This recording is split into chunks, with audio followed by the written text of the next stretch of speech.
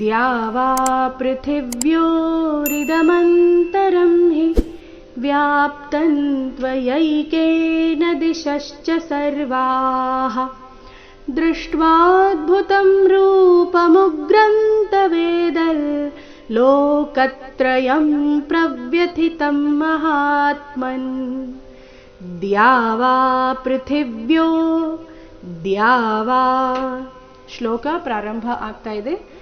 ದ್ಯಾ ಸಂಯುಕ್ತ ಅಕ್ಷರದೊಂದಿಗೆ ದ್ಯಾವ ಎರಡು ದೀರ್ಘ.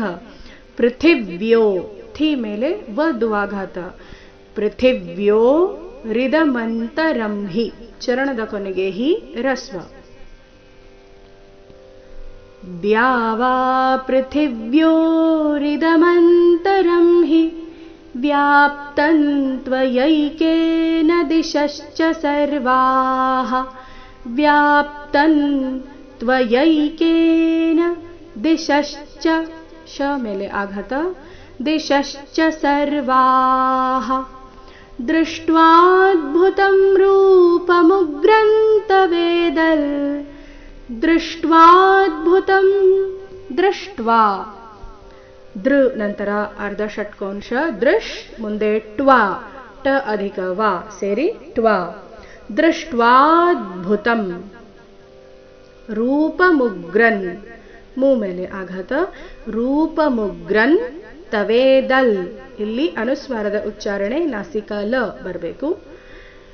ದೃಷ್ಟ್ವಾದ್ಭುತಂ ರೂಪಮುಗ್ರಂ ತವೇದಲ್ ಲೋಕತ್ರಯಂ ಪ್ರವ್ಯಥಿತಂ ಮಹಾತ್ಮನ್ ಲೋಕತ್ರಯಂ ಕತ್ರಯಂ ಕಕ್ಕ ಮೇಲೆ ತದ್ವಾಘಾತ ಲೋಕತ್ರಯಂ ಪ್ರವ್ಯಥಿತಂ ಮಹಾತ್ಮನ್. ನೋಡೋಣ ಪೂರ್ತಿ ಶ್ಲೋಕ ಮೂಲಗೀತೆಯ ಪ್ರಕಾರ. द्यावा पृथिव्योरिदमन्तरं हि व्याप्तं त्वयैकेन दिशश्च सर्वाः दृष्ट्वाद्भुतं रूपमुग्रं तवेदल्लोकत्रयं प्रव्यथितं महात्मन्.